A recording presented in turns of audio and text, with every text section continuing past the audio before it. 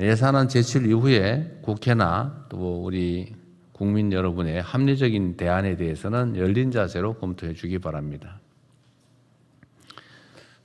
어떤 기사들 가끔씩 보면 정부 정책이 국회의 의견을 받아들여서 수정을 하면 오락가락 비난하고, 또 국회와 합의가 잘 안 돼서 하면 일방적이라고 하고, 앞으로 가도 비난, 뒤로 가도 비난, 서 있어도 비난, 앉아도 비난, 누우면 누웠다고 비난, 이런 경우가 있는데 거기에 너무 연연할 필요가 없습니다. 정책이란 당연히 정부가 안을 내고 또 국회가 심의해서 국회가 최종적으로 결정하는 것입니다. 물론 뭐 정부가 최선의 안을 만들어 당연히 내야 되겠죠. 그러나 그게 국회 심의 과정에서 변경된다고 해서 너무 그 자체에 흔들리지 않으면 좋겠습니다.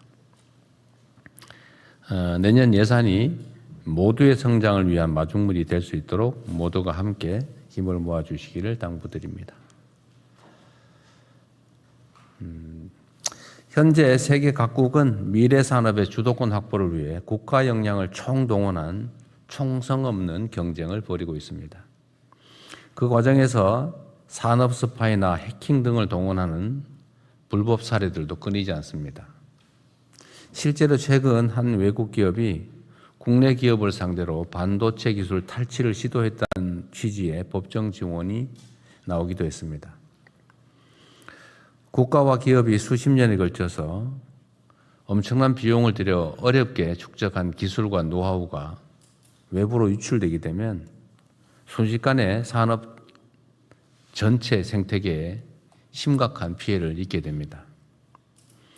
기술 안보는 국가의 산업 경제를 떠받치는 근간이라는 측면에서 더욱 철저한 대비에 나서야 되겠습니다. 다음 달부터는 해외 기술 유출 범죄에 대한 처벌이 한층 강화됩니다. 이것도 필요한 일이지만 보다 중요한 것은 소를 잃고 도둑을 잘 잡는 것보다는 소를 아예 잃지 않도록 처음부터 외양간을 잘 관리하는 것입니다. 국정원과 경찰을 비롯한 관계기관은 핵심 산업기술 보호가 곧 국가안보다라는 자세로 대응 체계를 철저하게 확립해 주기 바랍니다. 기관 간의 정보 공유와 함께 공조체제도 물샐 틈 없이 구축해야 합니다. 국민과 기업들이 오랜 시간 피땀 흘려 일군 국가 핵심 기술이 대한민국의 지속적 성장을 견인할 수 있도록 기술 안보에 한치의 빈틈도 허용해서는 안 되겠습니다. 오늘 보고에 있는지 모르겠는데 지금 최근에 경찰의 기강 해이 문제, 또 치안 문제에 있어서의 무책임 이런 것들이 꽤 문제가 심각하게 대두되고 있습니다. 사실 그 경찰들의 이 문제는 뭐 어제 오늘의 일은 아닙니다. 워낙 숫자가 많다 보니까 가지 많은 나무에 바람 잘 날 없다고 여러 군데서 이런 문제들이 생겨날 수 있습니다. 그 문제들을 최소화하기 위한 노력도 끊임없이 계속돼야 되겠고, 또 그와 같은 문제를 해결하기 위한 시스템 정비도 사실 좀 필요합니다. 이게 경찰은 상명하복의 매우 중요한 국가 기관 조직인데 지휘 책임이라고 하는 게 매우 중요합니다. 담당자 일선 직원들의 잘못이 있다고 하면 그 일선 직원의 문책만으로 끝나면 과연 지휘 체계가 뭐 때문에 필요하겠습니까? 지휘를 할 권한도 있지만 또 한편으로 그 권한에 상응하는 책임을 당연히 져야 합니다. 그래야 평소에 조직 관리가 제대로 되지 않을까 그런 생각이 됩니다. 언제나 권력은 집중되면 문제가 더 커집니다. 똑같은 문제라도 권한이 커지면 미치는 영향이 커지죠. 그래서 권한의 크기만큼 책임도 강화되어야 됩니다. 지금 경찰이 아마 국가 기구 중에서 앞으로 가장 큰 권력을 행사하게 될 것 같아요. 그에 따른 우리 국민들의 우려가 매우 큽니다. 과연 이 큰 권한을, 그 책임을 충분히 이행할 만한가에 대해서 의구심이 생기기 때문에 앞으로 경찰을 어떻게 개혁할지 이 경찰 개혁 기구에 대한 고민을 해 주시길 바랍니다. 이거는 총리실에서 좀 나서서 일단 어떤 방식으로 해 나갈지부터 국민들의 광범한 의견 수렴을 통해서 방안을 구상해 주시길 바랍니다.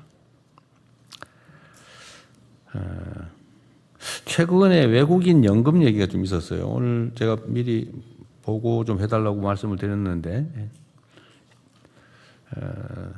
이따가 오늘 있죠. 네.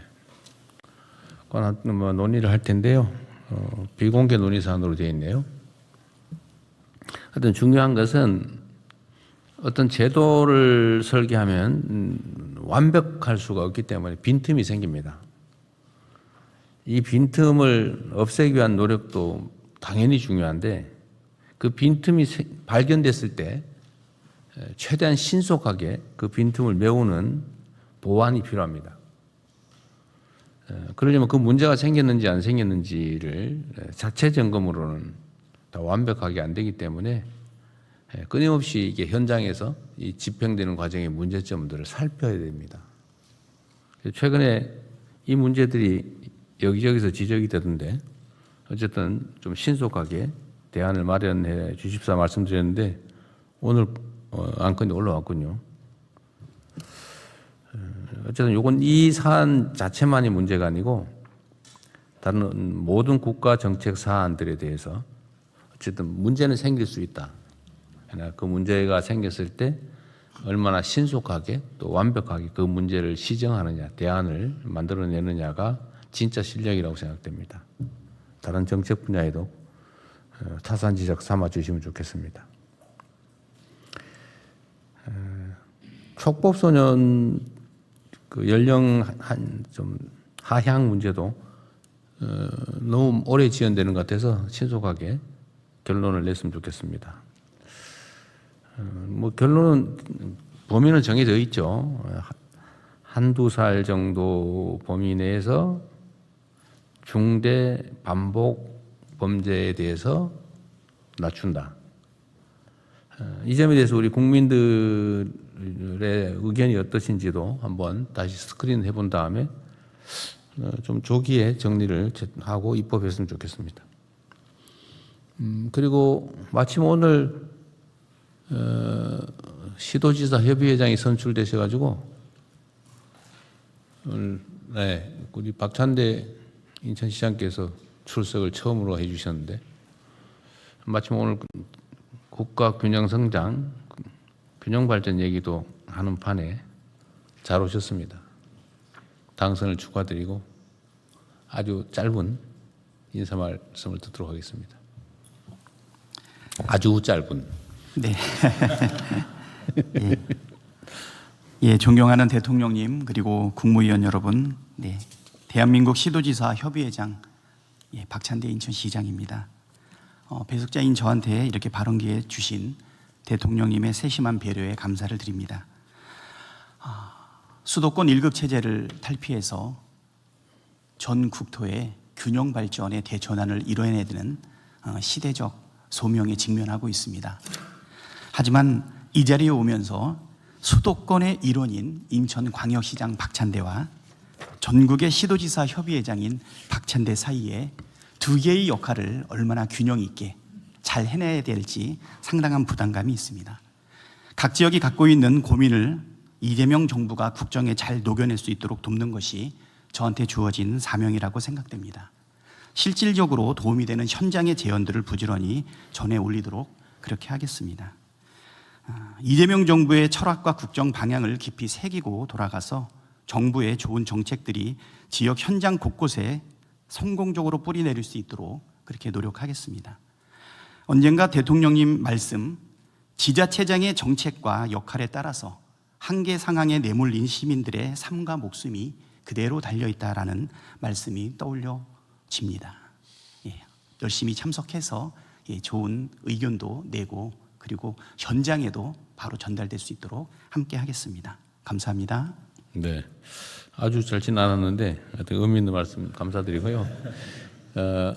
인천시장이 아니라 지방광역정부협의회장이신 거죠? 네, 그렇습니다. 네. 꽤 많이 충돌할 겁니다. 예, 수도권과 어떻게 지방에. 인천도 수도권이라서. 인천도 수도권인 서울과 경기 사이에 그렇죠. 예, 곤란한 중간쯤에 지점이 있습니다. 약간 애매함이 있을 겁니다. 어쨌든 환영합니다. 네, 회의 다음 진행하시죠. 예, 2호 회의는 경제부총리께서 진행해 주시겠습니다. 예, 제가 2호 순서는 진행하겠습니다. 먼저